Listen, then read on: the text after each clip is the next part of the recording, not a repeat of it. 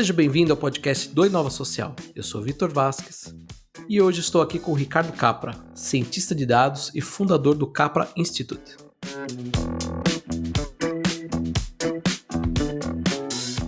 Capra, seja bem-vindo. Olá, Vitor. Tudo bem? É um prazer estar aqui com vocês. Capra, hoje a gente vai falar sobre um tema que eu confesso que eu tenho visto muita gente falar sobre as causas, mas não exatamente sobre o que ele é, né? Então eu queria já começar com a pergunta, jogando para você o que é o infoxication e quais são os principais impactos dessa overdose de informação? Bacana.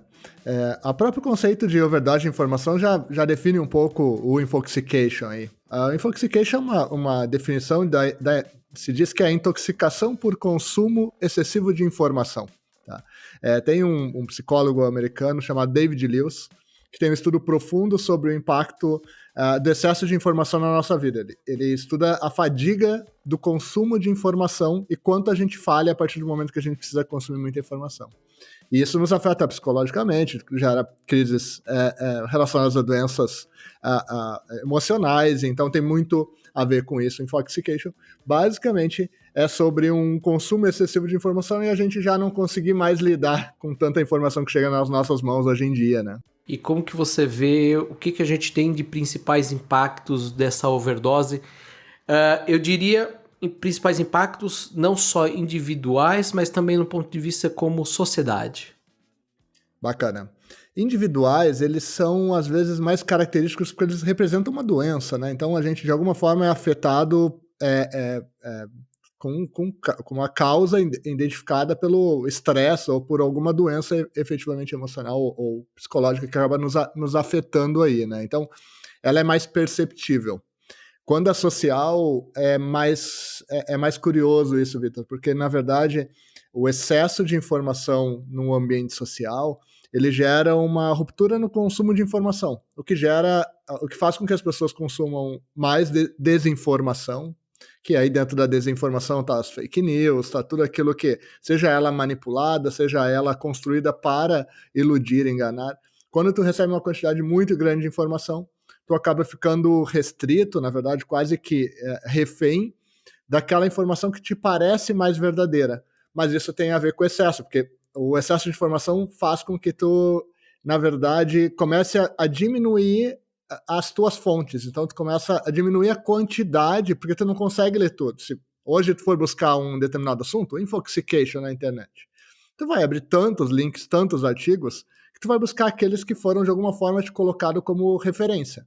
Porque buscar o todo e ler todos os artigos acadêmicos e tudo que está disponível na internet, tu vai enlouquecer olhando para isso, né? Então tu precisa encontrar uma nova forma de olhar para isso. Então o impacto social ele não é perceptível, porque o infoxication está em tudo, absolutamente tudo. Nas quantidades de áudios que a gente recebe, nas plataformas sociais que a gente navega, no nosso trabalho, na quantidade de lives que a gente passa durante o dia, nas nossas teleconferências, seja lá o que for. Então, a gente chega esgotado, né, socialmente no final do dia, de tantas relações sociais que acontecem, seja ela de receber uma informação, ou de repassar uma informação, ou de ler, mas ela vai nos cansando, fadigando, e a gente não percebe isso, né?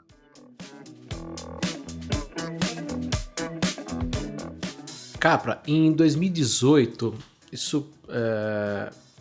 2018, na verdade, eu vi um vídeo ser de 2018, mas eu sei que se você já fala sobre isso já tem um tempinho. Mas eu queria pegar esse gancho de 2018 por causa dessa apresentação, eu vou até deixar depois o link aqui na descrição do podcast, para quem está ouvindo a gente e quiser assistir. Você já falava sobre os impactos desse volume de informação e como isso estava gerando esse estresse. E nos últimos 3 anos a gente viu uma explosão de informação, isso sem contar a questão da pandemia. Que momento você acredita que a gente está agora? Já que eu acredito que a gente já ultrapassou daquele momento de estresse, não? O que você acha? Existiam alguns números, uma pesquisa do IDC que falava que a gente alcançaria até 2025, tá? 163 zettabytes de dados. Obviamente, a minha intenção aqui não é que a gente fique detalhando essa questão, mas se estima que a gente já atingiu isso em 2021. Então, o volume de dados que a gente esperava atingir em 5 anos, ele foi atingido no último ano aí, em razão da quantidade de conexões que foram nos apresentadas no dia a dia, né? São novas conexões de trabalho, nossas famílias precisando se conectar e gerando volumes cada vez maiores de dados, e aí as pessoas às vezes ficam pensando, não, mas o trabalho continua sendo da mesma forma. A gente precisa lembrar que cada vídeo que a gente está participando, uma chamada no WhatsApp, um texto, tudo isso gera um volume maior de informação e está sendo armazenado em algum lugar, né? Então, assim, seja resquícios, registros ou pedaços dessa informação, mas imagina aquele vídeo que a gente manda para um parente, uma pessoa mais velha da nossa família, da minha filha aqui, mandando para minha mãe um vídeo dela brincando dentro de casa. Isso acontecendo hoje gera um volume maior em toda a transmissão, enquanto em outro momento a gente viveria isso presencialmente, né? Então, a própria vida remota, vou chamar dessa forma, fez com que a gente aumentasse a amplitude de geração de dados. O efeito disso, ou na verdade, o não lidar bem com isso, tá? É uma questão física do nosso corpo. A gente não vai conseguir lidar melhor com isso como humanos. Tá? O cérebro ele é um músculo, tá? Ele fica se exercitando como qualquer outro músculo. No momento que ele começa a receber uma quantidade maior de informação, ele fica exercitando e ele falha. Ele rompe, ele falha, ele estressa, a gente não percebe isso como a gente percebe em outros locais, né? De músculos, porque a gente não sente essa dor da primeira falha dele, mas ele reinicia automaticamente, a gente poderia usar uma linguagem de máquina para isso, né? Enquanto um computador, quando ele falha, a gente vai lá e precisa apertar um botão para ele reiniciar ou fazer alguma atividade para ele poder voltar. O cérebro ele reinicia e a gente não percebeu que ele falhou. Tem inclusive uma pesquisa muito interessante que da Universidade de Colômbia, que mostra a tomada de decisão de juízes analisados durante um período de 10 meses tomando decisão. E quando tu olha a linha de tempo e as decisões dentro de uma linha temporal de um dia, assim, dentro das 8 horas, né, a média desses meses, a gente vê que o final do dia eles estão muito mais cansados do que no começo do dia. O cérebro ele cansou de tomar a decisão durante o dia e isso se repetiu durante os 10 meses, né? Então, a gente não... E obviamente que eles não percebem isso, né? Eles não sentem isso ou eles acham que aquilo não está interferindo no processo decisório. Mas é algo que já está aqui e está fazendo com que a gente viva com isso e só tem uma saída, né? A gente vai precisar lidar com a informação de um jeito melhor do que a gente lida hoje. Ponto. Não vai diminuir a quantidade de dados, não vai diminuir a quantidade de informação. Então a gente vai ter que vamos ter que nos educar para lidar com esse novo momento. Se a gente disser, então, que algumas vezes o burnout pode ser um dos efeitos desse infoxication, a gente está falando basicamente isso, né? Porque esse estresse que a gente sente, esse cansaço, você falou, esse fluxo de tomada de decisão, por exemplo, dos juízes, é exatamente isso, né? Você usou, já que eu citei a apresentação, que eu vou colocar o link, você na própria apresentação você cita uma coisa muito legal que o cérebro deu tela azul, né? Quem está acostumado com Windows, a gente lembra, né?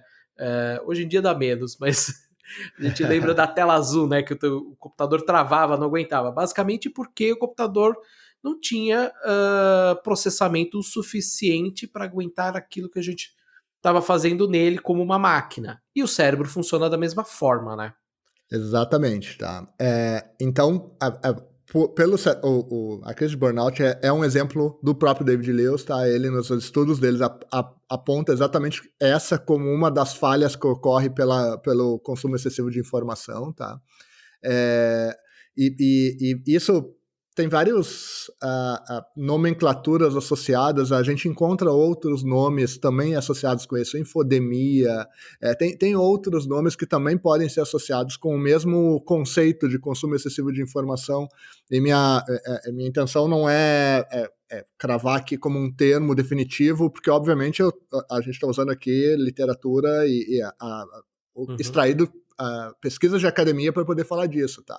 Então, eu acho que a intenção é a gente começar a observar e entender como é que a gente lida com isso a partir daqui. Porque no momento que a gente começa a tomar a decisão, a gente toma uma decisão de um possível presidente. Tá? Né? Na hora que a gente olha para isso e talvez o tipo de informação que a gente está consumindo para fazer essa escolha não seja ou verdadeira ou a quantidade de informação está prejudicando a nossa escolha, significa que a gente pode estar criando um problema para os nossos próximos anos e quem sabe para as próximas gerações aí, né? Então a gente precisa ampliar a nossa consciência crítica, o nosso pensamento crítico sobre o mundo, né? Principalmente nesse caso, que a gente está falando sobre a informação, né, que a gente lida no dia a dia. O pensamento crítico, nesse sentido, a gente sempre associa a linguagem do crítico a alguém que reclama muito, mas não, é a gente poder julgar uma determinada informação que a gente está recebendo e entender se ela é verdadeira, falsa, necessária até, né? E talvez essa seja um dos principais pontos. O que é necessário a gente consumir, o que a gente pode deixar de lado, porque aquilo não é necessário. Então, esse pensamento crítico, ele precisa fazer parte da gente a partir de agora, né? Então, eu não sei se o caminho que a gente está indo, tá, para lidar com infoxication, dentro de uma sociedade em massa, onde todo mundo recebe a mesma quantidade de informação, ele é justo, né? Porque o nível de educação que a gente tem não é o mesmo para toda a sociedade, obviamente, no mundo muito distribuído, no país Brasil, mais tão distribuído quanto no mundo todo, né? Então, mas a quantidade de informação que todos recebem é a mesma. Então, se tu parar para pensar, tu tem um nível de educação que te ensina a lidar com a informação de um jeito diferente, ser mais crítico, olhar a informação de uma determinada forma, um nível de educação até para poder julgar aquela informação. Mas, por outro lado, tem um outro grupo de pessoas que não tem não teve essa educação para poder fazer essa crítica para a informação que está recebendo. Então, aqui tu já gera uma disparidade de conhecimento sobre a informação ou sobre o fato que, obviamente, vai gerar um problema na decisão desses indivíduos e pode afetar todos os outros, né? Então, eu acho que a gente está falando de um tema muito relevante em um momento crítico da sociedade como um todo, né? Porque acaba envolvendo N fatores, como você falou aqui, a desigualdade, né, da educação, desigualdade social, ela acaba sendo um grande elemento nessa equação toda, né? Porque exatamente isso que você falou, você levantou um ponto super interessante. Hoje, salvo algumas pessoas, enfim, algumas situações, mas eu diria assim, a grande maioria tem acesso a um smartphone, a um computador, então tem acesso à informação. Só que tem essa questão, né, de como que a gente pode dizer, como digerir essa informação, né, como ter esse senso crítico, né, para acompanhar isso. Você falou que não queria cravar nenhum termo, né, mas agora eu vou te puxar então para a tua área em si. Como que a ciência de dados pode ajudar a gente nesse processo de decisão? Como que a gente... você falou aqui em petabytes, em volume de informação absurda, como que a ciência de dados pode ajudar nisso? Legal. Tem uma questão interessante nisso, tá? Que é a gente entender o poder do pensamento computacional, tá? E aqui eu não estou falando da disponibilidade do recurso computacional, e sim a gente observar a tecnologia como um aliado nas coisas que a gente precisa fazer. Tem alguns estudiosos nessa questão do pensamento computacional, tá? E é muito bacana porque é a lógica que a gente observa os fatos e não necessariamente a tecnologia que a gente tem disponível para lidar com aqueles fatos. Então, como que a lógica de programação, vou usar agora um termo dentro da computação, mas só como exemplo, tá? Que nos ajuda a entender e observar os problemas de uma outra forma. Desmembrar um problema, observar ele aos poucos, entender quais são as variáveis que são relevantes ali dentro. E isso, aqui dentro, tem uma questão da tecnologia, do processamento de dados, da análise de dados, que faz parte disso. Mas a ciência de dados, no final do dia, tá? Ela é essa fusão entre o pensamento crítico, que eu acabei de citar, como tu fazer mais perguntas, observar mais os fatos, entender quais são as variáveis que estão afetando aquela determinada situação do teu dia a dia, com o poder do pensamento computacional. Então, o que a gente está falando é desse pensamento analítico, onde um dos instrumentos do pensamento analítico é a ciência de dados. Quando tu pega uma quantidade de dados grande, passa por um processamento de uma máquina para reduzi-los e, a partir disso, tu consumir menos informação no dia a dia. Então, lá no Instituto, uma das principais coisas que a gente estuda é como que eu consigo reduzir ao máximo a quantidade de uma informação de uma organização inteira, por exemplo, tá? uma grande organização, e como que eu faço para reduzir tanto essa informação para ser menos informação, uma informação mais inteligente para a tomada de decisão. E como que eu preparo as pessoas que vão observar aquela informação e construir ela para terem um pensamento mais analítico, para poder tomar decisões melhores usando o poder computacional e o pensamento crítico para compor isso. Então, o papel da ciência de dados ele é muito instrumental. Eu acho que a forma de pensar, né, a forma de a gente observar os problemas é que precisa mudar. Porque a ciência de dados ela é uma técnica que vai estar na mão de pouquíssimos no mundo, tá? Então a gente precisa estar ciente disso. Agora, a gente está usando agora uma determinada ferramenta para conversar aqui na internet e essa ferramenta tem embarcado nela ciência de dados. A gente não precisa saber de ciência de dados para aplicar um pensamento computacional em cima dessa ferramenta que a gente está usando. Então a gente tem que mudar a forma que a gente lida com as coisas, observar isso de um outro jeito para poder melhorar e até trabalhar a nossa forma de observar o mundo de uma forma mais analítica. Então, eu acho que tem a ver mais com o pensamento analítico do que com a ciência de dados, tá? Especificamente esse ponto, tá, Vitor? Ô Capra, você falou uma coisa que eu achei bem legal, que é a questão de estar limitado a poucas pessoas, essa ferramenta, né? E a gente sabe hoje que grandes empresas já têm seus departamentos de Big Data, enfim. Mas como que a gente leva isso para o indivíduo? Como que a gente leva isso para os, vamos dizer assim, para os pequenos? Ou isso não está disponível por enquanto para os pequenos, só estão disponíveis mesmo para uma parcela e a gente está falando exatamente só com uma parcela da população? Legal, bom ponto. E na verdade, assim, tá? Esse teu ponto é legal, Vitor, porque assim, tá disponível para todo mundo. Tá. Aí todo mundo diz assim, não, Capra, tu não tá sendo... Porque como assim todo mundo? Qualquer pessoa que tá usando hoje uma ferramenta de busca, qualquer pessoa que tá usando uma ferramenta de escritório, tá? Dentro, nas suas mãos lá no dia a dia, tá? Navegando nisso, tá embarcado dentro dessa tecnologia o uso de recursos mais avançados, tanto de Big Data quanto de análise de dados, como uma ferramenta de BI, já tá vindo embarcado nas ferramentas. É óbvio, tá? Que quanto maior o teu uso desses recursos, mais tu vai pagar por eles. Então, assim, se uma empresa tem... Se tu é um indivíduo e tu vai usar isso como estudante, talvez tu pague 0 por isso. Tá?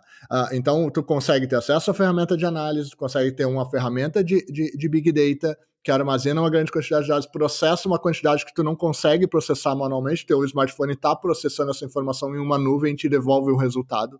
Tá? Então, isso está à disposição, de verdade, de todo mundo. A maior dificuldade está na educação de como selecionar os recursos que eu posso usar ao meu favor. Tá? Então, é muito mais sobre entender os recursos analíticos que estão à minha disposição do que propriamente ter esses recursos disponíveis. É óbvio, tá, Vitor? A gente precisa fazer uma observação importantíssima aqui. Quando a gente fala em todo mundo, tá? Sim, a gente está falando de um grupo. Tá? A gente sabe que por mais que uma pessoa dentro de um local muito pobre tenha acesso a um smartphone no Brasil, e praticamente todos têm, os números é que todos têm, tá? As estatísticas dizem que todos têm smartphone em algum lugar e que a conexão de internet é praticamente full em todo o Brasil. Esses são os números que a gente conhece, tá? Mas, de qualquer forma, essa pessoa muitas dessas pessoas não têm o entendimento do que está por trás daquilo.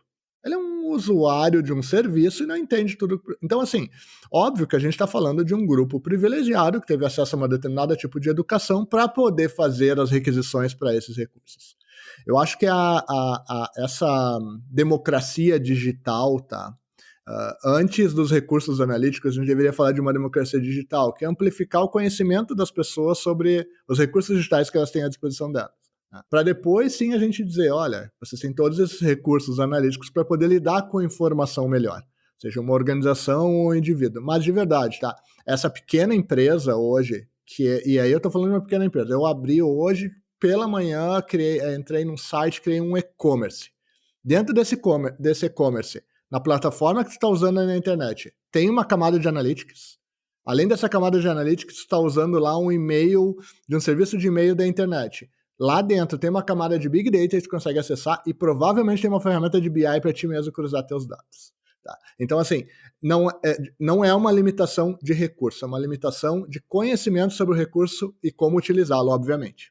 Então a gente pode dizer que o Infoxication aqui, ele está mais atrelado a uma questão que tem a ver com educação do que tecnologia. Ou eu tô É isso mesmo. viajando? É isso mesmo. Não, sem dúvida. Sem dúvida. É sobre uma nova forma de observar e pensar sobre o mundo. Então é isso mesmo, tá? A tecnologia é ferramenta, é instrumento. Sem ela a gente não faz, é óbvio, né? Mas ela é um instrumento para aquilo acontecer, tá, Vitor? Então não tenho dúvida que é uma mudança da forma que a gente observa do pensar sobre o problema, do pensar sobre a situação. E não sobre a tecnologia que a gente tem à disposição no primeiro momento, tá? É claro, tá? No momento que a gente começa a dizer assim, não, mas agora eu resolvi aqui que eu vou criar um algoritmo que vai ter que fazer um processamento de uma quantidade de dados absurda, ok. Aí tu vai chegar numa questão de preço, né? Então, quanto que eu preciso de investimento de uma máquina para processar essa quantidade de dados que eu estou coletando? Mas, pensando no Infoxication como um problema individual, onde tu vai fazer análise desse problema individualmente, a gente não está falando dessa quantidade de dados. Quem tá preocupado com isso é uma organização pequena, média e grande, então a gente não está falando isso a nível de indivíduo. A gente tem os recursos que a gente precisa, a gente geralmente não sabe quais utilizá-los. É muito legal você falar isso, porque até mesmo pelas novas gerações que já nascem nesse mundo conectado, a gente vem de uma geração que não viveu 100% da vida com um computador, né? Mas as novas que já nascem... outro dia eu vi um vídeo super legal, acredito que você já tenha visto isso também, pessoas perguntando como que tira foto, né? E as gerações elas fazem gestos diferentes, né? Porque as mais novas já faz o gesto do celular. Então as mais novas elas não veem mais o smartphone, o computador como uma ferramenta, né? Eles veem até como uma extensão do corpo. Então é muito legal você puxar essa atenção a respeito de isso tudo ainda é uma ferramenta, né? O processamento tecnológico, processamento de dados e tudo mais, ainda é uma ferramenta que a gente pode usar ou não. Né? Esse teu ponto é sensacional, tá, Vitor? É uma das coisas que a gente tem estudado e até criado soluções no Instituto para exatamente observar isso, tá? Do que eu estou falando? A gente só está tendo essa discussão, esse bate-papo aqui, em razão da gente ser de uma geração do meio, tá? A geração do meio que eu digo aqui a gente está no meio de uma transformação acontecendo, onde digital, a tecnologia atropelou tudo que a gente fazia no nosso dia a dia e a gente está tendo que se adaptar com tudo isso no nosso dia a dia. Inundou o mundo de dados e na hora que a gente chegou nesse lugar aqui, a gente está dizendo, o que eu faço agora? Se a gente observar nas nossas casas, tá? Filhos, irmãos mais novos, seja lá o que for, essas crianças que estão na nossa volta, primeiro, elas têm lá o recurso técnico, né? Ou seja, eles têm o desenvolvimento da capacidade técnica nativo. Inclusive, eu brinco, né, que um dia a gente vai contar para os nossos filhos que a gente fez na universidade uma aula de tecnologia. Eles vão dizer, o que é isso? Como assim? Tu fez uma aula de tecnologia na tua universidade? Então, assim, que não faz sentido, né? Essa capacidade técnica já veio nativa, eles estão lá com o smartphone, com um computador, com um tablet, tudo nas mãos deles. Então, eles não... e quando a gente observa, para um pouquinho e observa como é que eles estão acompanhando jogos, como é que eles estão acompanhando esportes, Tá? Nos Estados Unidos, os esportes são acompanhados basicamente pelas estatísticas. Números que estão dentro de sites em todo que é lugar, onde as crianças já nascem acompanhando os números. Se a gente parar para observar os nossos filhos jogando, tá? Jogando game, né? Então, em casa, o que acontece? A gente observa que eles já estão acompanhando a performance dos outros gamers que eles estão jogando pelos dados. Então, eles, nessa fase aqui, tem esses outros gamers, tem uma capacidade, uma performance de tal jeito diferente da minha. Então, eles já estão trazendo para uma realidade de observar os dados muito diferente do que a gente foi preparar. É óbvio que se a gente deixar que o infoxication atropele eles como nós fomos atropelados, a gente não vai conseguir preparar eles para lidar com o pensamento crítico, com o uso adequado do pensamento computacional para ter um pensamento mais analítico. A gente vai ter uma próxima geração refém da tecnologia ou dos recursos técnicos que foram disponibilizados. Agora, se a gente fizer um trabalho de desenvolver o pensamento analítico dessas crianças desde agora, né, a gente vai ter uma geração muito mais preparada para olhar para a informação, lidar com dados. Então, eu acho que é exatamente isso. Mas eles já estão vindo melhores preparados. O ponto zero que a gente está partindo agora, eles já nascem com o aprendizado que a gente está tendo que ter agora. Então, eu acho que a transformação ela é maior para uma geração intermediária, né, para a gente que está aqui no meio do caminho, do que para essas crianças que estão vindo, que já vão lidar com a informação de um jeito muito melhor do que a gente lidou. E eu tenho talvez seja uma crença filosófica de vida aí, de que a gente vai ter gerações melhores pela frente, que vão lidar melhor com informação e vão, a partir de lidar melhor com informação, observar e ter um mundo melhor ao nosso redor. Então, tem um livro muito bacana chamado Factfulness. Tá? O autor dele chama Hans Rosling. Esse autor, ele faz, logo no início do livro um teste perguntando se o mundo está melhor ou pior. E ele responde essa pergunta, as pessoas são testadas no próprio livro, ele responde essa pergunta ao final do teste, mostrando os fatos sobre as questões que ele levantou. Então é muito curioso a gente observar como a gente pensa o mundo e como ele realmente é através da informação, né? Então é uma dica bacana de deixar aí.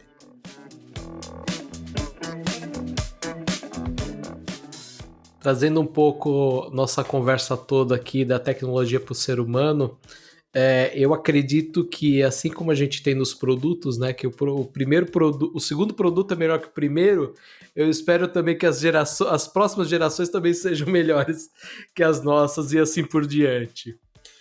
Capra, a gente vai seguindo aqui pro finzinho já, a reta final do nosso bate-papo. O podcast ele é rapidinho mesmo, mas eu queria trazer uma situação que eu já contei aqui no podcast do Inova Social anteriormente, também vou deixar o link nos comentários. Eu tive um caso de burnout alguns anos atrás e eu era uma pessoa que trabalhava com 2, 3 telas, às vezes até 4, dependendo da situação que eu estava acompanhando naquele momento. E eu percebi que meu cérebro ele ficava muito cansado de ter essas diversas telas. E eu brinco que hoje eu reduzi para 2 telas a minha vida. E eu estou pensando já em abrir mão dessa segunda. Por que eu queria trazer essa informação antes de fazer a pergunta para você? Eu acredito que você, como profissional de cientista de dados, você trabalha com volume de informação imensa diariamente. Como que controla, então, essa overdose de informação? Como que você, o Capra, o indivíduo, faz para não sofrer com essa enxurrada de informação? Legal, Vitor. Tem um ponto nessa tua pergunta que é curioso, porque assim, eu vou fazer de conta que eu acreditei nas tuas 2 telas, tá? Porque tu tem um relógio que é uma tela no teu pulso, tu tem um smartphone que é uma terceira, que é uma quarta tela na tua mão, né? Eventualmente tu pode ter um segundo smartphone por motivos XYZ, né? E então é uma quinta tela que tem na tua mão. Além disso, tu tem uma televisão dentro da tua casa, que no caso é uma Smart TV, né? Então ela é conectada com a internet, se torna uma sexta tela. Isso sem contar aquelas coisas que não tem tela. Tua geladeira, que daqui a pouco conta quantas vezes tu abre, né? O teu máquina de expresso, que conta quantos expressos tu toma, e assim por diante, tá? Eu, obviamente, não estou querendo aqui provocar a questionar o teu ponto, tá, Vitor? Bem pelo contrário, é só porque é inevitável, tá? A gente, daqui para frente, não vai lidar com menos telas ou com menos informação. A gente vai precisar aprender a fazer esses filtros de informação. Há um tempo atrás, houve uma grande crítica com relação à forma que o Facebook, citando aqui um exemplo, tá? Mas foi um dos que foi colocado dentro disso, gerava os clusters de informação para dentro das bolhas. Então houve um grande movimento das bolhas de informação geradas pelo Facebook que clusterizavam o que tu recebia na tua timeline. O Facebook fez um movimento, tá? Sem defesas ou ataques aqui, não é esse, mas eu estou falando de recurso tecnológico. Fez um movimento e disponibilizou uma janela, tá? Com milhares de itens do que tu gostaria de ver na tua timeline. Então ele transferiu o filtro para o usuário. Eu estava vendo essas estatísticas de quantas pessoas utilizaram esse recurso agora disponível na plataforma, e assim, o número é ridículo, é ínfimo. Tá? 2% do total das pessoas entraram no recurso, não necessariamente ativaram o recurso disponível de filtro disso. Então, tu transfere essa responsabilidade do filtro para um terceiro. Nesse caso, uma empresa que nem o Facebook, que aí tu tem os programadores que determinam, baseado nas recomendações, quais filtros vão acontecer baseado na tua personalidade. Tu transferiu isso, tu topou, tu fez um acordo disso. Por que eu estou indo para esse lado da resposta, tá? Porque assim, tem uma forma simples de a gente sair, diminuir a quantidade de informação que a gente recebe. Deixa as ferramentas pilotarem, tá? Deixa elas decidirem quais as regras, elas vão definir o que vai aparecer no teu Instagram, o que vai aparecer no teu Facebook, daqui a pouco vão começar a definir o que vai aparecer mais no teu WhatsApp, porque na verdade a quantidade de mensagens que tu recebe é muito grande, ele vai começar a dizer, peraí, me dá uma dica aqui, o que tu prefere ler primeiro? Porque na ordem já não está dando mais. Aí tu vai dar algumas dicas para ele e ele vai criar um algoritmo para diminuir a quantidade e alertar o que é mais importante dentro das tuas preferências. As pessoas que preferirem esse caminho, tá, elas vão ser sempre direcionadas ou sugestionadas a uma determinada redução de informação. Porque esses fornecedores de mercado, big players, já entenderam que as pessoas não conseguem mais consumir tanta informação. Então, para eu reduzir, eu preciso criar mecanismos de redução. Algoritmos, inteligência artificial, ferramentas de visualização de dados que reduzam. A minha dica aqui dentro da tua pergunta é o seguinte, a gente precisa usar os recursos que tem à disposição a nosso favor. Então, a gente tem que escolher criar os filtros, a gente tem que escolher determinar o que a gente vai ver de informação, e isto está na nossa mão. Tá. Agora, quantas pessoas querem fazer essa escolha? Porque talvez aquilo que, quando tu faz o filtro, que o filtro vai começar a te mostrar, não é uma coisa tão legal quando tu recebe hoje. Porque ele vai começar a te mostrar coisas que tu acredita ser melhor, mas talvez dentro da timeline, dentro da rede, aquilo não é tão relevante e ele começa a te gerar uma coisa que para ti não é tão legal. Então tu vai lá e abre os filtros novamente. O que eu quero dizer no final da história, se tu deixar as máquinas recomendarem, alguém vai estar fazendo a escolha por ti. Eu decidi na minha vida, e o nosso papel como instituto, tá, é que pessoas que decidam ver a informação ou escolher o que elas receberem para julgar, fazer a crítica e tomar as decisões, elas têm um canal para isso, tá? E aqui eu estou falando canal, o instrumento, o recurso está à disposição. Então, eu acho que a gente precisa usar esses elementos hoje ao nosso favor para fazer as escolhas. Eu acho que as pessoas não deveriam deixar essas escolhas serem automáticas em conta ou por conta de terceiros. Isso é uma democracia. As pessoas podem ir lá fazer o voto dela ou pode ir lá e anular o voto dela. Sobre informação, exatamente a mesma lógica. Tu pode anular a sequência de informações, de escolher a sequência de informação que tu vai receber. Ou tu pode ir lá e, mais do que participar, escolher. Porque daí é uma escolha individual. Tá? Então, assim, eu acho que a gente precisa tomar essa posição de fazer essa escolha para não estourar no infoxication, numa crise de burnout, ou seja lá, nas doenças que estão relacionadas, porque a quantidade de informação não vai diminuir.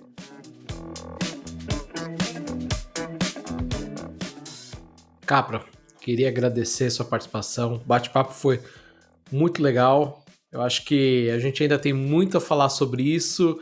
É um tema que ainda está em pleno desenvolvimento, mas eu acredito que você já tenha trazido uns insights bem legais aqui para quem está ouvindo a gente. Queria deixar esse último espaço, então, para fala totalmente sua aí. Então, se quiser indicar mais alguma coisa, algum estudo que vocês têm feito, convidar o ouvinte a acessar o site de vocês. Eu sei que vocês têm algumas pesquisas bem legais, então eu deixo para você.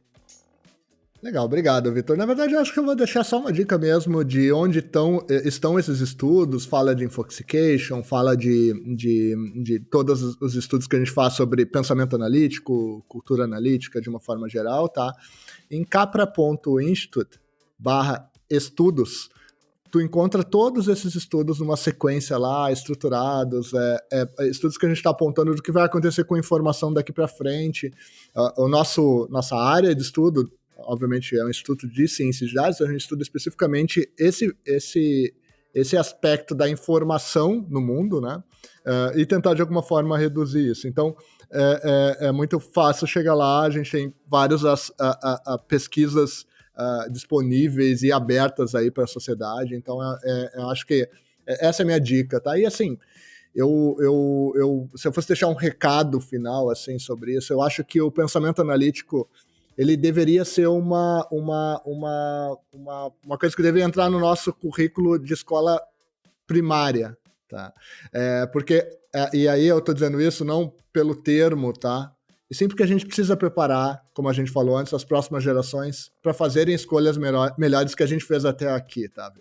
E eu realmente acho que muitas das escolhas que a gente fez foi por uma orientação ou por não conseguir filtrar as informações adequadas para poder tomar uma melhor decisão. E eu espero que a próxima geração tome decisões melhores que a nossa através dos dados, da informação e da tecnologia. Cabra, novamente, muito obrigado. E o ouvinte, a gente se vê no próximo podcast do Inova Social. Até lá, tchau.